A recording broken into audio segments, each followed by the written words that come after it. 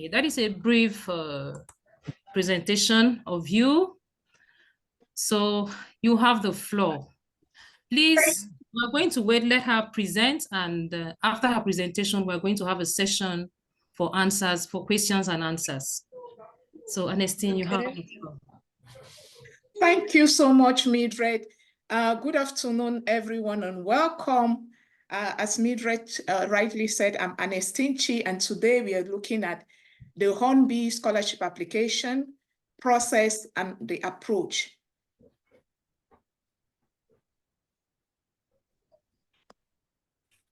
So we are looking at just these two things. But before we get to look at those two things, I'd like to make a little comment about eligibility. You need to be an English language teacher from the Global South. The Global South means Sub-Saharan Africa, and then countries in Latin America and Asia. You need to have 3 years of English language teaching experience, and you need to be permanently resident in the country where you'll be applying from, which must be a Global South country. And you also need to hold an undergraduate degree or a relevant postgraduate degree. And all of this information you can find on the link that is on the slide. So let's begin with the process, how to apply. The first thing you need to know is that the application is done strictly online. Therefore, you need to visit this website, the University of Exeter's website, because that will be your host institution if you are eventually selected. So you visit the website. The next thing you do is you apply for admission. So you need to complete the university admission application form, which you will find on this website. Thirdly, immediately you apply, you're going to obtain a number. It's an ID number, a student number. It's linked to your application. Once you get that number, you use that number to complete the Hornby scholarship application, which is still on the University of Exeter website, and you can see the link. All of these links, we'll be sharing them in the forum, but once you click the link to the university's website, you'll find every other information.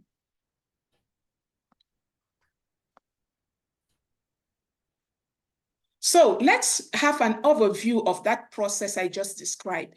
So once you click the link that shows at the bottom of the page, it takes you to this website. So this is a very first step that I already talked about. And to my right, you see this apply button. Below it, you have to select an entry date. So you select September 2024, and then you have to select the program too. The program is MED, so Masters of in Education. Please select the full-time option because there's a part-time option. You cannot be given a scholarship to study on part-time. You must choose the full-time option. And below it is the apply for September button. So once you've selected the year, the program, you click on that button.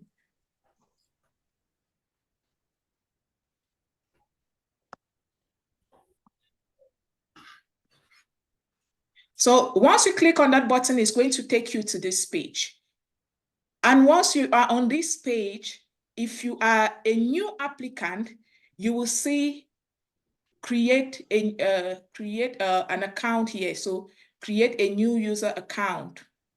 You just need to click on the button, create a new user account to start the application process. But if you already started your application and you're wondering how to continue, then you will see below this, create a new user account, you have existing users. You just need to enter your email address and your password. Of course, if you've forgotten your password, there's a way of generating that. You click on the forgotten password button, and it's going to activate that for you. So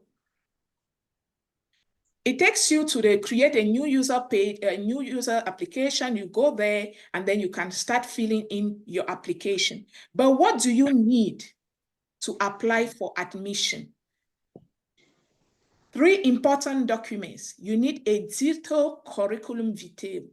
I'm insisting on the word detailed because it should cover some of the things or most of the things you will write in your essay. And that essay that has to accompany the curriculum vitae is a personal statement.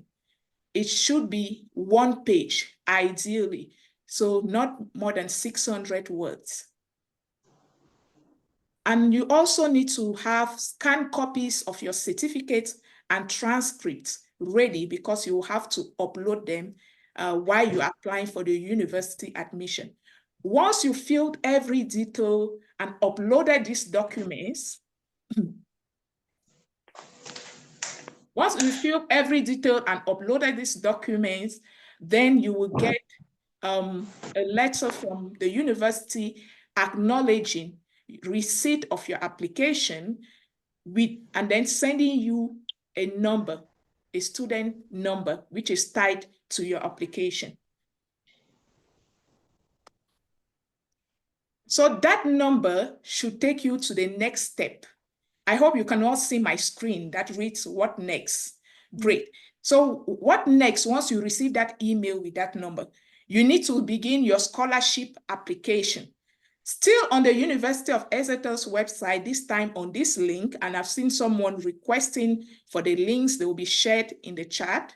You click on this link, it will take you to the Hornby application page that is hosted by the University of Exeter. So if you see where I have put the question marks, there's a place for University of Exeter student number. The number you receive via email upon application, it's the number you enter there. Remember to click and to confirm that you have read entrance requirements and select tuition fee status to be international, not home student. Once you've done that, you keep clicking on the next buttons and filling every detail until you get to the submit button where you're going to click submit and be confident that your application has been submitted and that you're good to go. But before you get to that stage, what do you need for the scholarship application? Because of course you'll be filling in some details very easily, but there are some key documents. There's a key document that you need. It's a cover letter. So on the application page, you see the instructions of what the cover letter should have. And it tells you the length. It should not be more than 800 words. Please keep to this limit. I think word limits are things that are highly penalized within the UK education system. So if you write above that, be sure that nobody is going to read it, or you even be penalized for that. So keep it 750 to 800 words. It's a good average. So do something within that range. And the instruction for what the essay should cover is there. So make sure you, by the time you're applying for the scholarship, you have this essay ready because you cannot submit without the essay. You can take time to type it on a Word document or write it on a piece of paper, and then that day you type it into the application portal, or you type it on a Word document and then just copy paste, but make sure you have it ready in time. And if you look at the webinar that we did last month, there are some instructions on how to target writing some of these letters. We shall touch on that in a minute. So that is what we've said about the process. Getting to the university page, applying for both admission and moving from admission to university application. What happens to the approach? How do you approach all of what we've said? Do you know about this approach? Have you ever heard about it? Who can guess what the STAR stands for? Please, I'd like to see your answers in the chat. What do you think is the meaning of STAR? Yes, thank you, Madam Ernestine. Are you getting me? Yes, please. Yep. Well, if I can, I think STAR, in terms of pedagogy and interpersonal relationship, it stands for sensitivity, tolerance, assertiveness, and relevance. Great. Wonderful.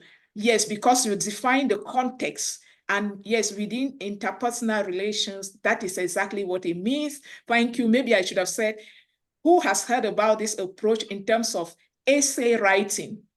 Yeah, because in essay writing, that is not what it's going to mean. But for interpersonal relationships, that is exactly what it means. So thank you for sharing about that, Maximilian. Is it Maximilianus? Thank you so much. Yes, thank you. You're welcome. Does anyone know what STAR stands for?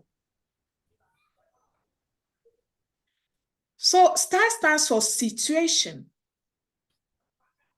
task, action, results.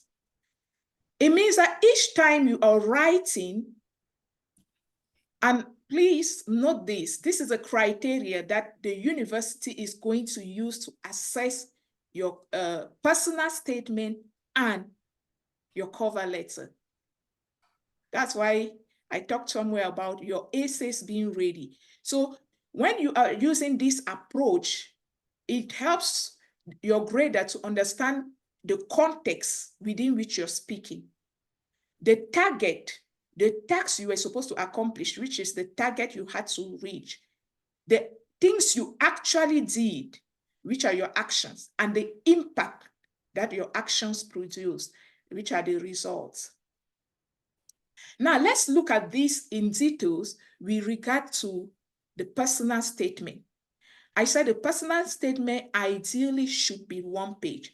How do we write a personal statement following the situational approach? Present your personal statement as a narrative, because it should be a narrative that runs from the past through the present and the future.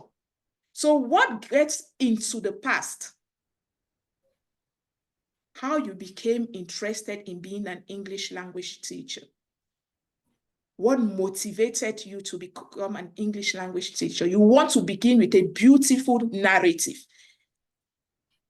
Now that you're an English language teacher, what are the challenges that you are facing presently? And of course, you're not going to talk about things that are beyond your control. Your passion for becoming an English language teacher, then you move to the challenges you're currently facing in the field or on the field. And finally, you dive into the future.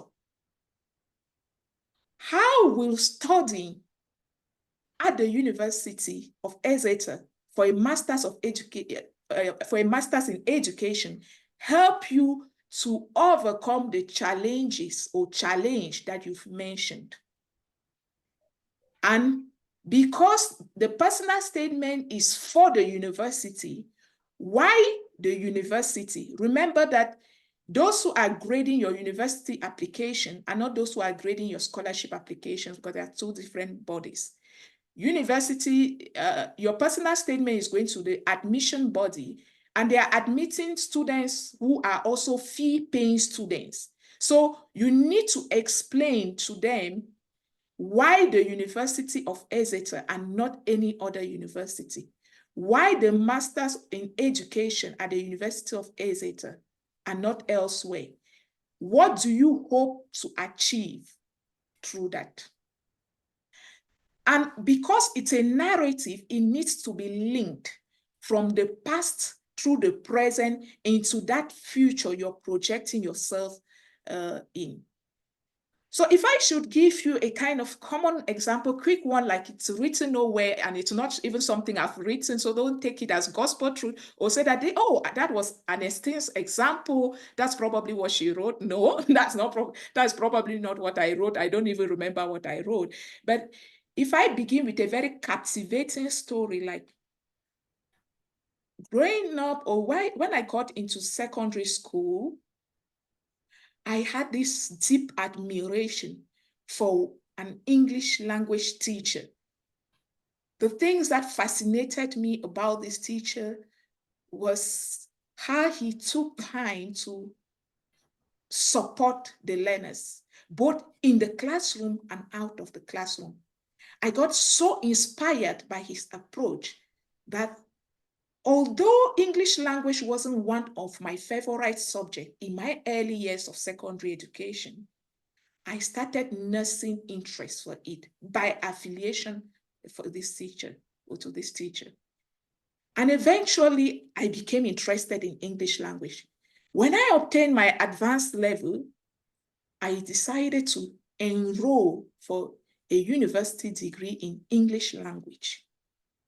And I made up my mind to be a reflection of that teacher. Later, I got into the teaching profession because I was inspired by that teacher. I've been teaching for the past 3-4 years. And so far, I have enjoyed my job. But circumstances within my country makes the job challenging for me. And professional development opportunities are not readily available for me to seek ways of addressing some of these challenges that include a lack of resources. Students in my context do not have textbooks. Their parents are either not financially able to purchase the books for them, or they simply do not see the value of having textbooks, especially in government-run schools where they think the government should provide for everything. And so one of the challenges I face, it's with writing, it's with materials, lack of materials, pedagogic materials. So my coming to the university is to study a course. I have researched your website and seen a course under the Masters in Education, Masters of Education in TESOL. I've seen a course on materials writing. And this is a course that caught my interest. I am thinking, I believe that if I get into the university and study this course, I will be able to develop material that can, low-cost material that can support learners in Cameroon, unlike the textbooks, which are expensive.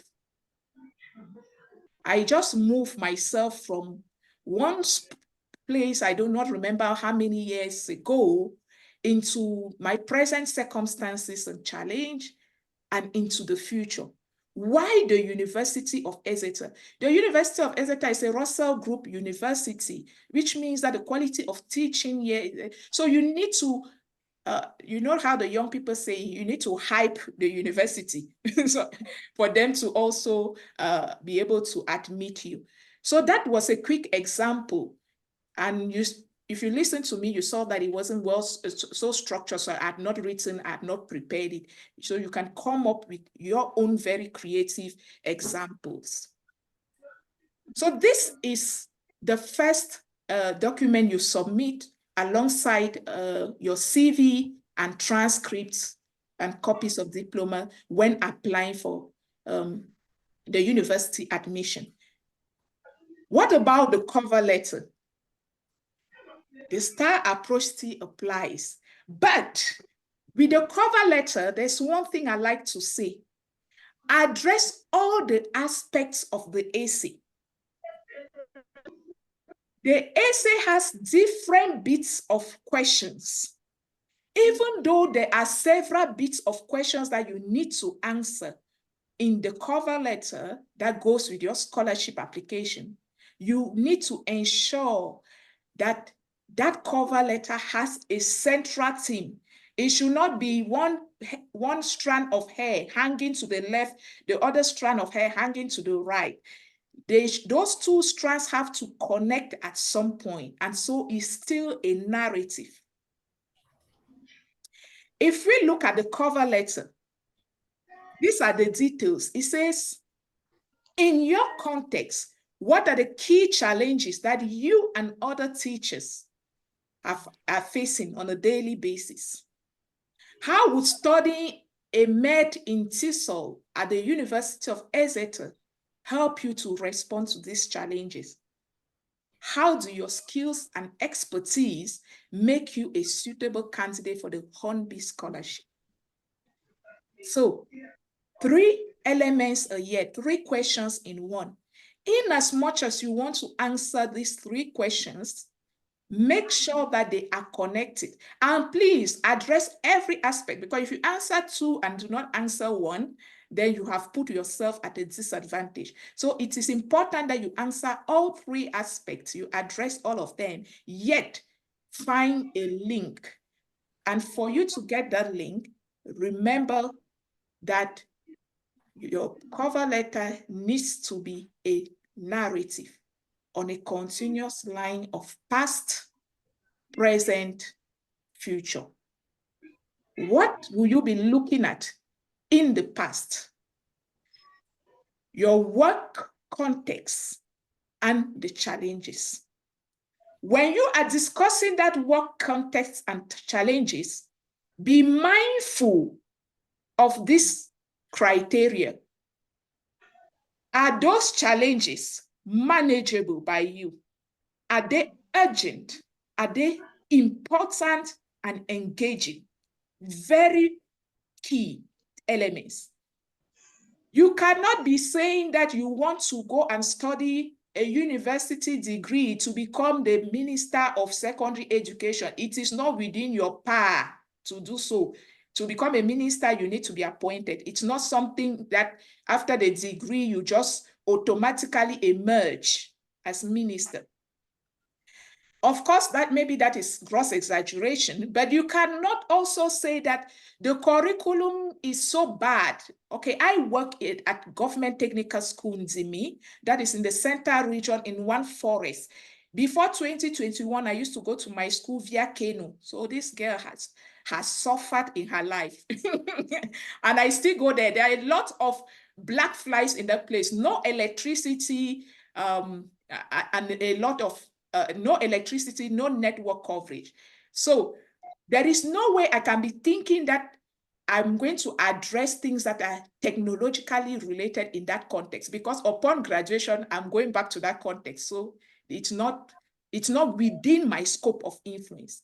I work in a government technical school, and I know that the English language curriculum is not adapted for technical education in Cameroon. But is that something that is manageable to me? No.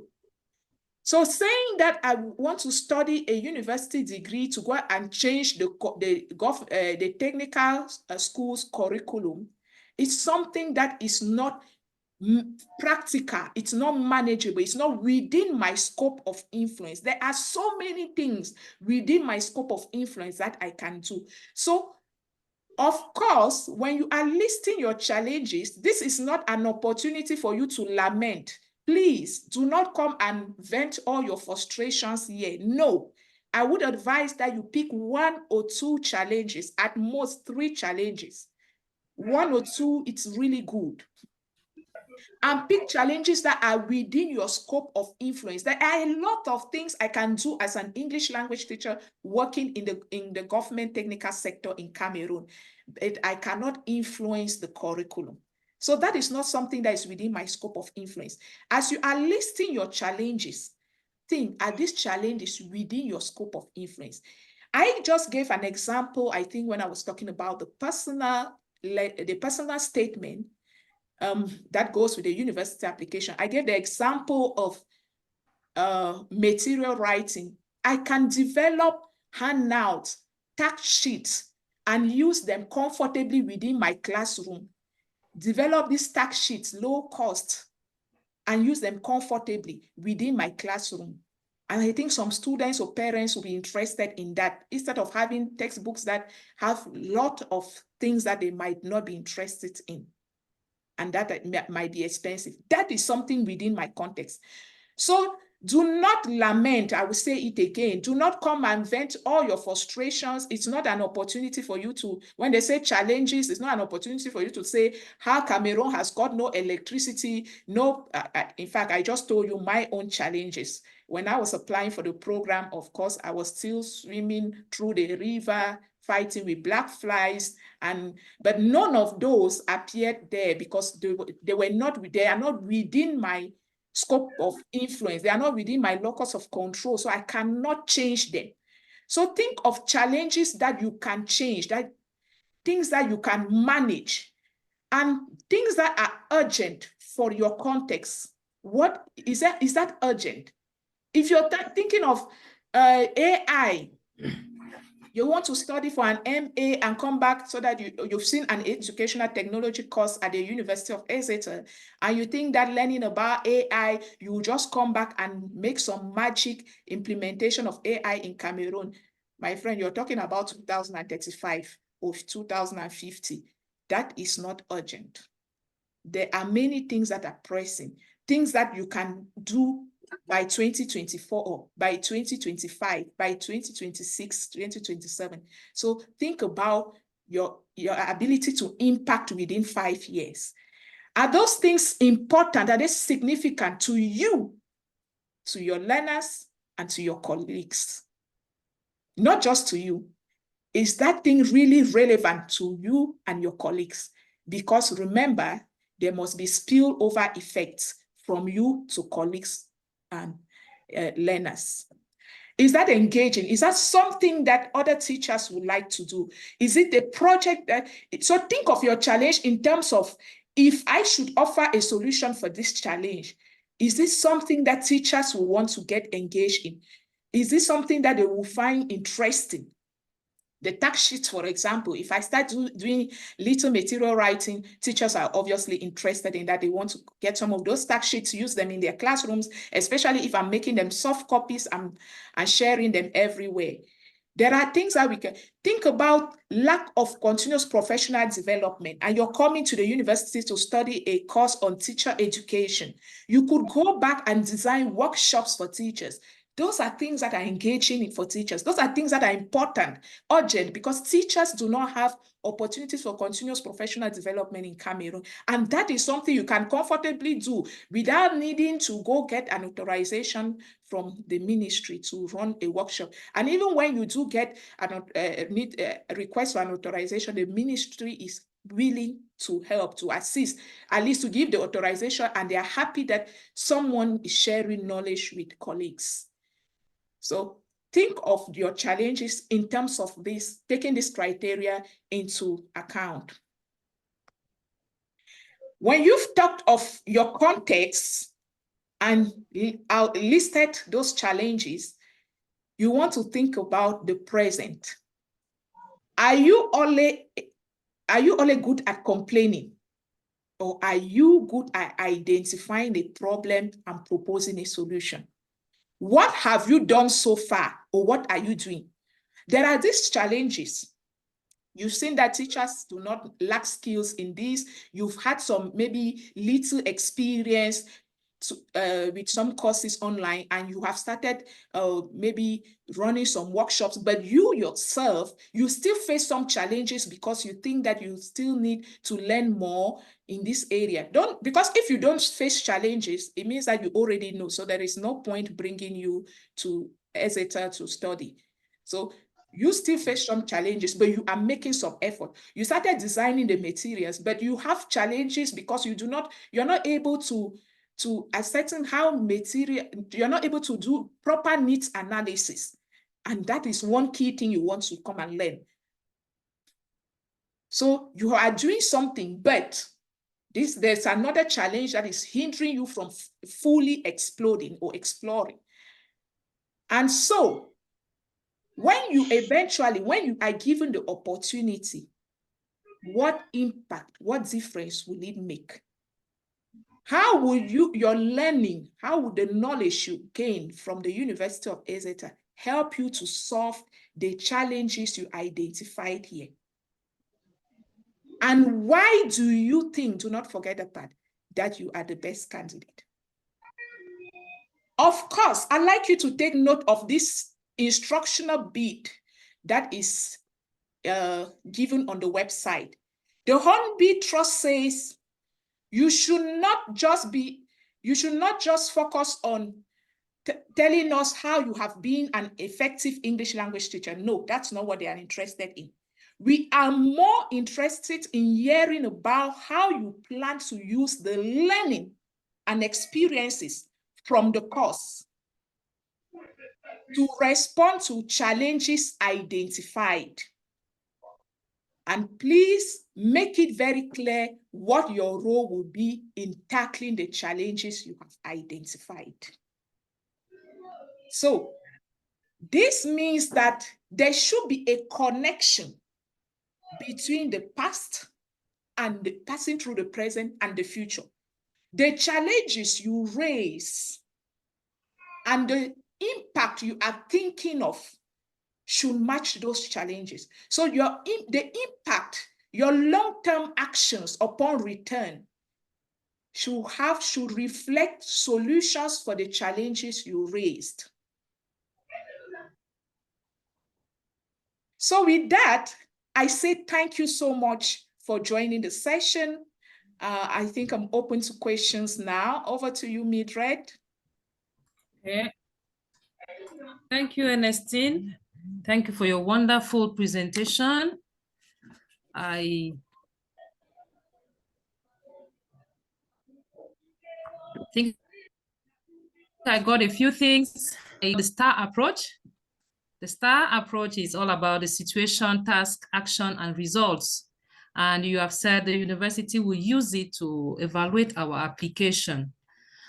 Okay, so ladies and gentlemen, I hope we have enjoyed or we have listened to her presentation. We are now open to questions. If you have any questions, please, you unmute yourself and you ask your question, or you type it in the chat box, please. Yeah, hello, everybody. Okay, good afternoon, Mohamedou.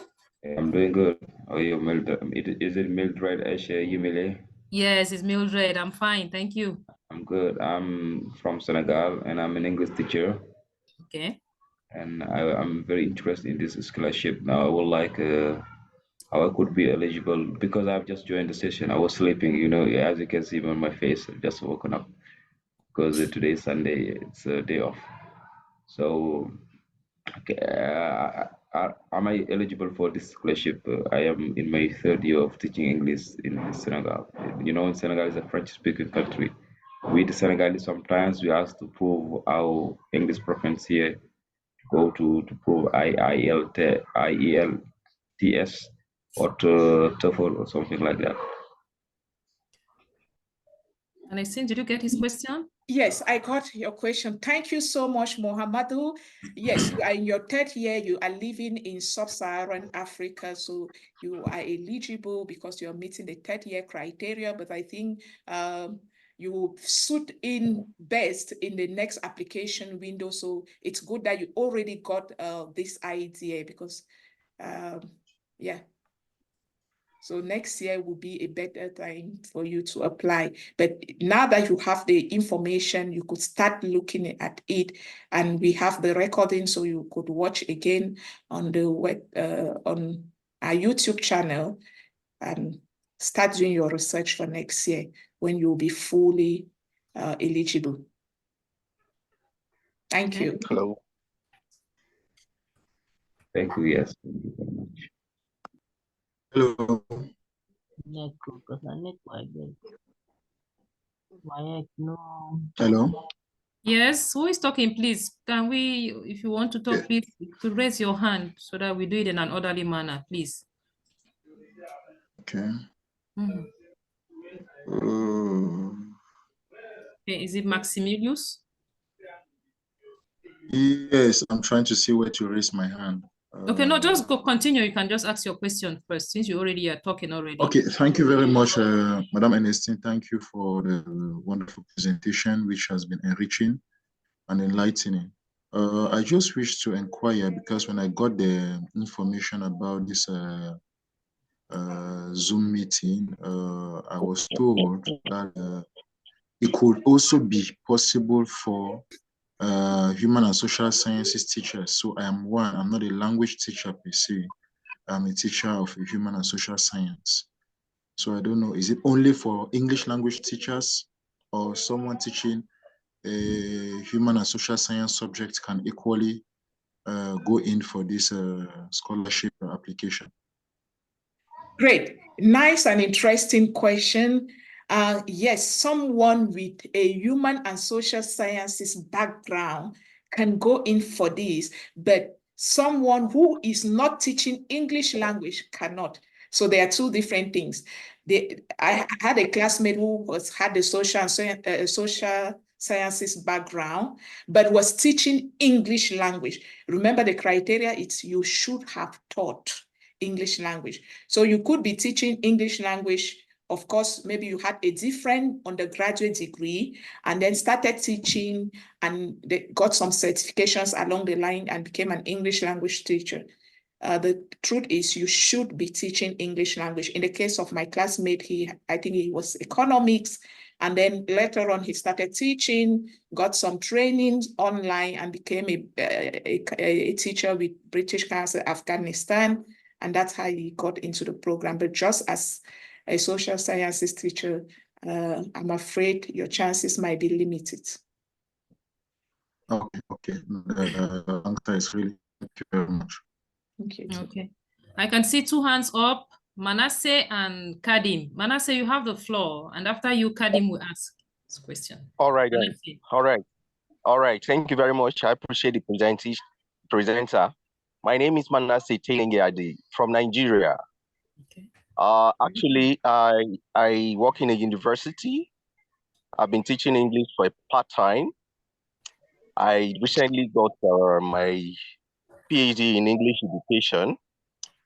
I really find this very educative and quite informative. I want to thank you, the organizers, for a wonderful job. I wish to find out about postdoctorate fellowship, because these are ample opportunities. Some of us who have additional qualifications like our PhD, can we get opportunities where we can pursue our postdoctorate? I just want to deviate a little from what you guys are doing. Kindly guide, I appreciate it. Thank you so much. Yeah, thank you so much for your question. I'm smiling because I'm wondering if I do have the qualification to answer that. Yes, there are postgraduate opportunities, but I might not really be aware of these yet because I've not explored them. I'm not even. I don't even have a PhD yet, so thinking of postdoc, it's actually challenging for me at this level, but they should be. I would just say maybe explore the net. That's one thing I usually do. So I just explore the net and see what could come up. So Google search might be of help. Okay. Thank you very much. Thank you. Okay. Thank you. Kadim, you have the floor. Okay, thank you. Can you get me? Yes, we can get you 5 on 5. Okay, good. That's very good. I'm just going to say thank you for everybody because this session was really great. And we can say also that we learned a lot of things from you. And that's so good and nice. And then what I would like to say it again is maybe I'm not eligible because I'm from Senegal, me too. But I see that very interesting and so important. And when the presenter was talking about some example, I felt myself about what he's saying because me too, I'm an English teacher. I teach here in Senegal. I have been teaching for 9 years, but I never had a teacher trainer. And then I have never been at university. You know, when I see some kind of things like that, I'm going to say, why not? I'm trying to maybe attend some session in order to see the way I can be maybe able to have the opportunity to go to abroad in order to learn some new things. The reason why I was here attending this session, but I can say that I really appreciate because that was really good. Thank you one more time. Welcome. Thank you so much, Kadim. I'm wondering why you think you're not eligible, whether it's because you are in Senegal. I said Senegal is eligible, so all South African countries are eligible because they are in the global south. Maybe it's the language. If you are not an English language teacher or you don't meet the 3-year required experience yet, then that could be where the issue is. Okay. For example, you're in Senegal, you cannot be eligible, but I can apply for this session, right? Yes, you can. You can. All African countries are eligible. All African countries in Latin America and Asia are eligible. Okay, thank you for that. I didn't understand about, right?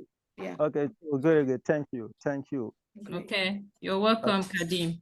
Okay. Yemisi, are you there? Yemisi? Yeah, I am here. Good afternoon from Good Nigeria. afternoon. Okay, How you're are welcome. you? Yes, I want to commend your effort in the presentation. It was quite clear and very understandable. Yeah.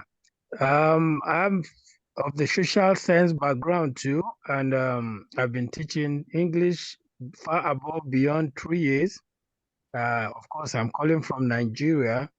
I just want to know the eligibility for me. Because for the guy in Canada, Senegal, you said it's better for him to apply next year, whereas you said the country was eligible too.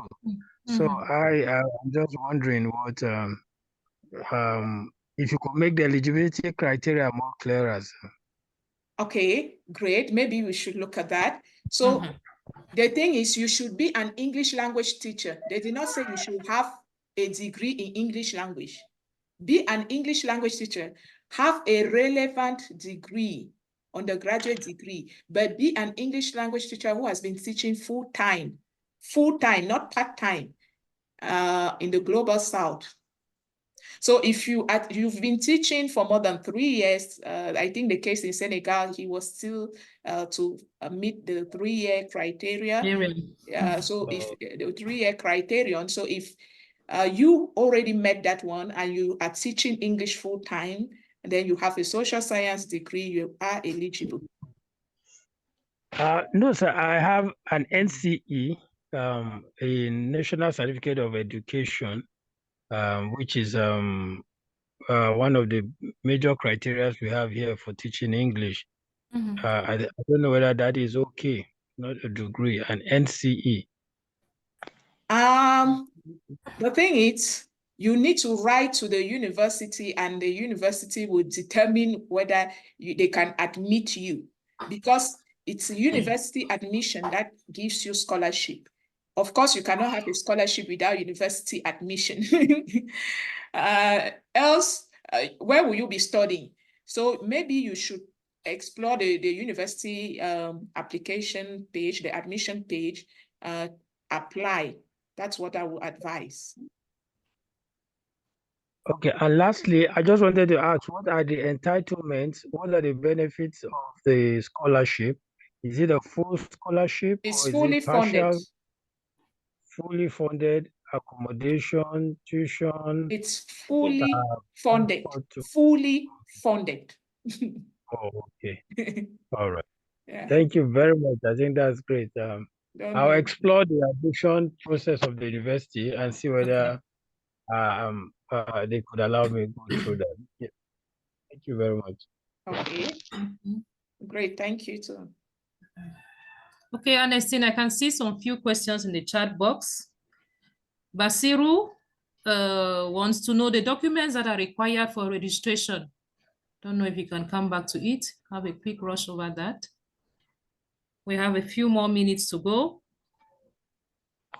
So we talked about a CV, a personal statement, and scanned copies of certificates and transcripts. All of this information are on the website. I'm just preparing your mind ahead of time that when you'll be feeling this is what you will have to attach to your application.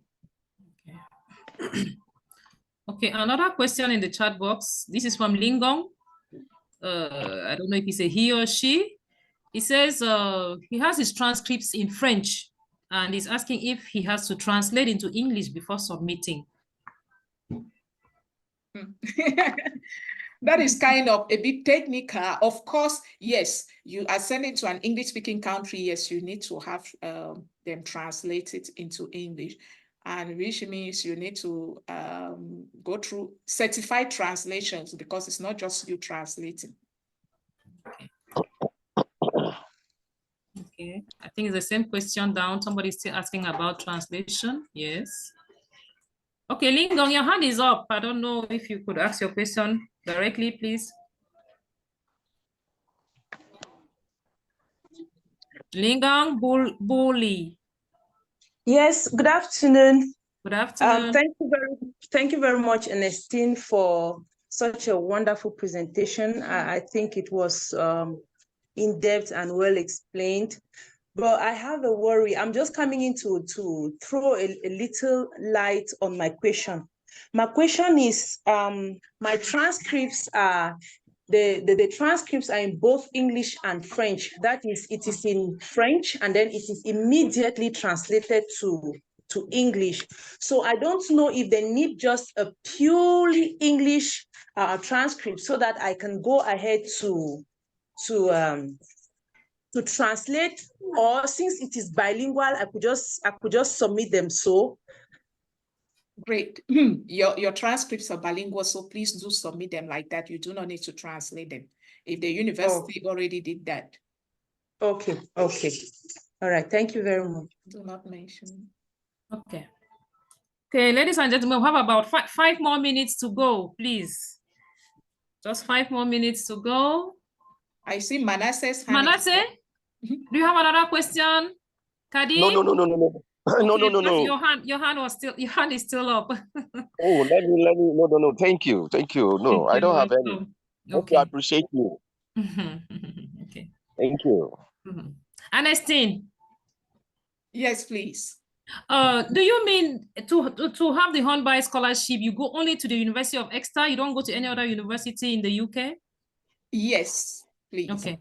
Yes, to apply, you go to the University of Exeter. Before, the Hornby program used to be run in universities across the UK. I think our predecessors some went to Lancaster, some to Leeds, some to Warwick. But for the last 10 years, scholars have been going just to the University of Warwick, and since 2023 to the University of Exeter only. Okay. Abdullah, your hand is up. Okay, thank you so much. Thank you so much. My name is Abdullah, so I'm from Senegal. I am a young English teacher, but I wanted to know, what do you mean by English teacher? Is that an official teacher? I mean, an English teacher who teach in public schools, like with the government, or those teachers who teach on the private sector are eligible? This is what I want to know. No, you should be an English teacher. Whether you teach in public or private sector, so long as you have been an English teacher and you are teaching full-time, and the private sector can give you a document to attest that you have been working with them, that is fine. It's not a scholarship for those in the government schools. So I think I'm eligible. Yeah. Thank you so much. Congratulations. Okay, we'll take a last question. Stage. Okay, we'll take a last question from Maximilius, and we'll round up there. Thank you.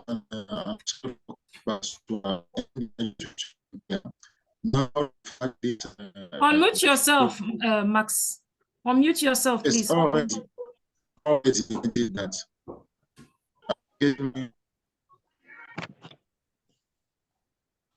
It seems we cannot hear him. He has network challenges. Okay.